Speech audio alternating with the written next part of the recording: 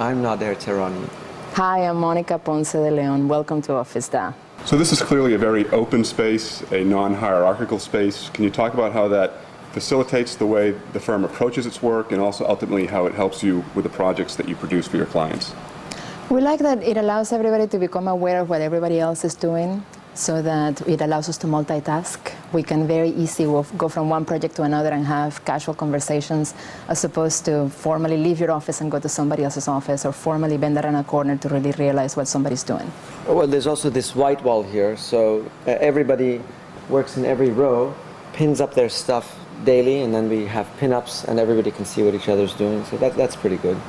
Model making has always been an important part of the way that we think of our projects, be it paper models or be it basswood models, or a combination of handmade, digital made. And most recently we got an ABS machine and we've been 3D printing either components or entire models in the office. Building large-scale models in the earlier years was a substitute for actual fabrication because we had no commissions. But also they were a materialization of the detailing that is involved in the act of making. And so we still have adopted that discipline to be able to test out drawn ideas. This used to be a statuary. The Caproni brothers used to make replicas of ancient and Renaissance sculptures. So you're a very contemporary firm. Can you talk about how you reconcile working in a former statuary with the work that you do? There's really not much to reconcile. We're classicists at heart. The impression that you want the space to give to clients, I think you mentioned that you want to convey there's an intensity in the work here. It's not necessarily something that we want to convey to clients. It's just the character of the space is very intense.